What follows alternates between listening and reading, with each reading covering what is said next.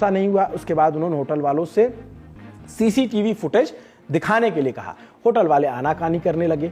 नैना को शक हो गया। नैना पुलिस की शरण में गई। गुरुग्राम सेक्टर 14 की पुलिस वहां से उनके साथ गई। बहन की गुमशुदगी की रिपोर्ट उन्होंने तब तक दर्ज करवा दी थी और फिर पुलिस की टीम के साथ होटल में पहुंच जाती है।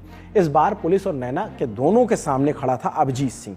उसने पहले किसी को कोई जानकारी नहीं दी, न संलिप्तता की बात कही और ना ही उसके दिव्या के यहाँ होने पर। फिर पुलिस ने होटल में छानबीन की और तलाशी शुरू की तो दिव्या के अंगूठी, blazer, debit card, pan card बरामद हुए। कुछ सामानों पर और कुछ जगहों पर खून के धब्बे मिले। पुलिस का शक अब गहरा चुका था। उन्होंने सीसीटीवी चेक किया। पुलिस बोल रही थी, जो सीसीटीवी में दिखना जरूरी हो गया। अब जब पुलिस ने बोला तो होटल वालों की मजबूरी हो गई, उन्हें सीसीटीवी फुटेज दिखाना पड़ा। सीसीटीवी देखते ही पुलिस के होश उड़ गए। दो लोग एक लाश को कंबल में लपेटकर एक कमरे से दूसरे कमरे पर ले जा रहे थे। पुलिस ने मौके पर अभिजीत को हिरासत में ले लिया। उसने दिव्या की हत्या की बात कबूल ली। फिर उसने अपने 2 सहयोगियों का नाम लिया। कौन थे वो सहयोगी? होटल का रिसेप्शनिस्ट ओम प्रकाश और सफाई कर्मी हेमराज और ओम प्रकाश।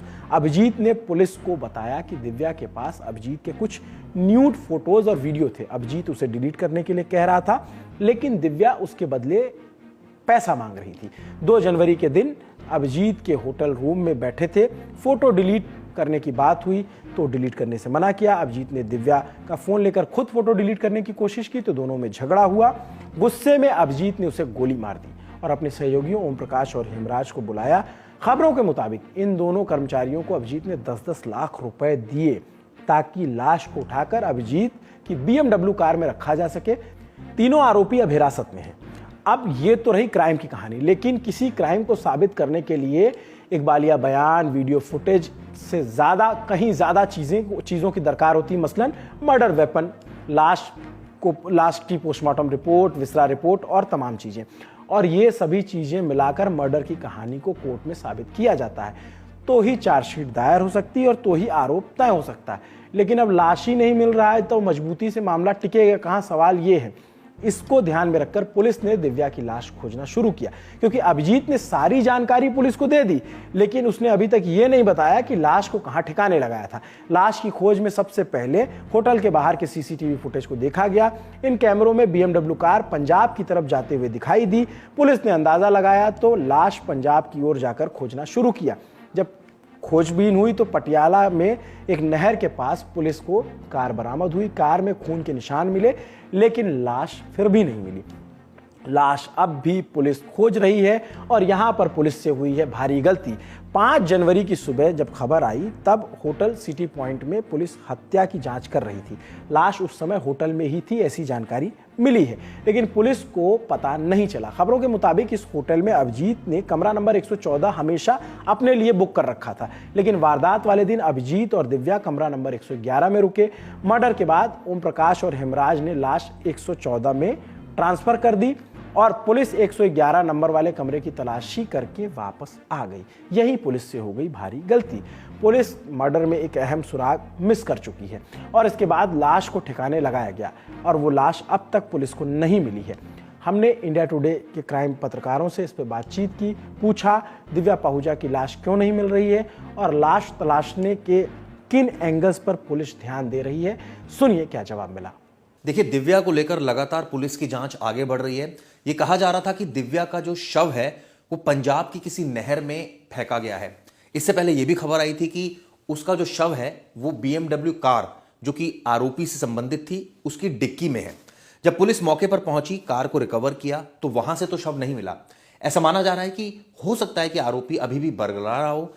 नहर की जहां तक बात है कि पुलिस की एक टीम वहां पर पहुंची है, गोताखोरों की मदद ली जा रही है। वहीं दूसरी तरफ इस मामले में लगातार जांच, ये कहा जाए गुरुग्राम से लेकर और पंजाब तक जुड़ गई है। यानी करीब 250 किलोमीटर का ऐसा स्ट्रेच है जहां से आरोपी भागे थे, यानी BMW कार को लेकर भागे थे।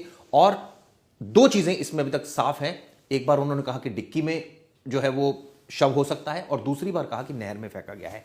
क्या कोई तीसरी भी वजह है, तीसरी जगह भी फेंका गया है? इसकी तफ्तीश अभी जारी है। हालांकि पुलिस इसलिए खुलकर ज्यादा नहीं बता रही है क्योंकि आरोपी बार बार बयान बदल रहे हैं। ऐसे में पुलिस सबसे पहले डेड बॉडी को रिकवर कर लेना चाहती है ताकि पुलिस का जो क्लेम है डेड बॉडी रिकवर हो जाएगी तो जाहिर तौर पर मामला जो है काफी पुख्ता हो जाएगा और एक एविडेंस पुलिस के हाथ लगेगा, जिसके आधार पर यह कहा जा सकता है कि पुलिस आगे आरोपियों को कन्विक्शन इस पूरे मामले में लीड करा सकेगी। अब यहीं पर एक और कहानी सामने आती है गुरुग्राम के गैंगस्टर संदीप गडोली की। वो कौन था? दरअसल जब दिव्या की मौत की तस्दीक हुई तो उसकी बहन नैना ने आरोप लगाए कि संदीप गडोली की बहन और उसके भाई ने ही दिव्या को मरवाया, उसका हाथ है। ऐसा क्यों? ऐसा इसलिए कहा गया क्योंकि 7 फरवरी 2016 को मुंबई के एक होटल में हरियाणा पुलिस ने संदीप गडोली को इनकाउंटर में मार गिराया था और संदीप की मुखबिरी में नाम आया था दिव्या का। कहा जाता है कि संदीप को फंसाने के लिए हरियाणा पुलिस ने दिव्या को ग्रूम किया, उसे ट्रेंड किया। संदीप दिव्या का दोस्त बना, प्यार कर बैठा। दोनों की मुलाकात मुंबई में होना तय हुआ। दिव्या ने संदीप को होटल में बिना हथियारों को बुलाया। संदीप बात मान गया। इधर दिव्या ने पुलिस को भी सूचना दे दी। जैसे ही संदीप पहुंचा, पुलिस ने उसे एनकाउंटर में मार गिराया और दिव्या को भगा दिया। इस केस की भनक मुंबई पुलिस को लग गई। हरियाणा पुलिस पर फेक एनकाउंटर का केस चला। पुलिस के कई अधिकारी और दिव्या हिरासत में लिए गए। यही वो केस है जिसमें दिव्या 7 साल जेल में रही और जून 2023 के महीने में जमानत पर छूटकर बाहर आ गए। तो क्या सच में संदीप गडोली की हत्या के इंतकाम में दिव्या का कत्ल किया गया या फिर जो त्वरित घटना हुई उसमें उसे मारा गया? जवाब पत्रकारों से सुनिए। देखिए, दिव्या के बारे में मैं आपको बता दूं, दिव्या वो लड़की थी करीब 20 साल की जब थी, उसका संदीप से रिलेशनशिप हुआ और एक वक्त ऐसा आया कि उसने संदीप के बारे में ही मुखबरी कर दी।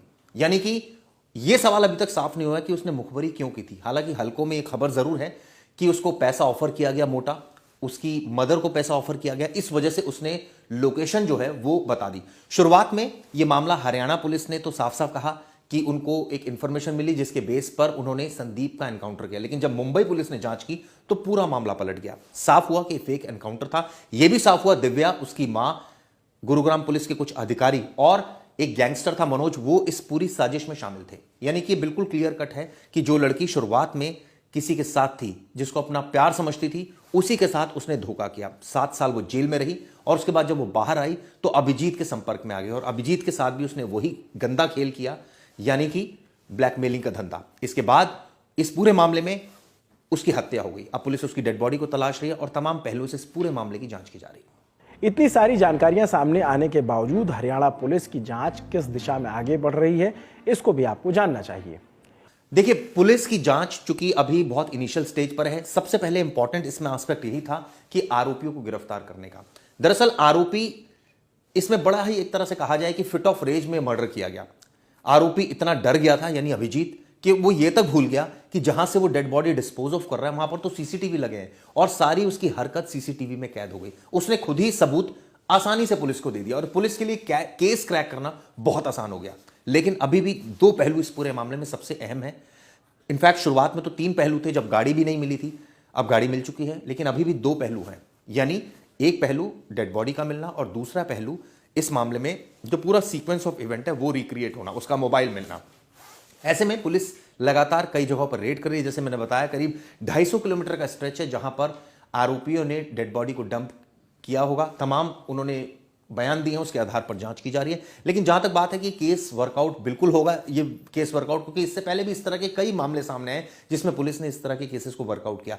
सवाल ये उठता है कि क्या बिना डेड बॉडी के, क्या बिना मोबाइल की रिकवरी के ये केस कन्विक्शन की तरफ लीड कर सकता है? तो इसका सवाल है, बिल्कुल कर सकता है। ऐसा इसलिए क्योंकि इस मामले में सीधा क्लिंचिंग एविडेंस है, मोटिव क्लियर है, डेड बॉडी घसीटते हुए विजुअल क्लियर है और यह साफ है कि पूरा मामला सीधा सीधा, इसमें कई ऐसे सर्कमस्टांशियल एविडेंसेस हैं जिसके आधार पर आरोपी को सजा मिल सकती है। लेकिन अगर डेड बॉडी मिल जाती है, मोबाइल मिल जाता है, तो केस और पुख्ता होगा। उम्मीद है कि जल्द ही इस हिंसक घटना और इस क्रूर घटना की सही जांच होगी, मुस्तैद जांच होगी, आरोपियों को सजा मिलेगी।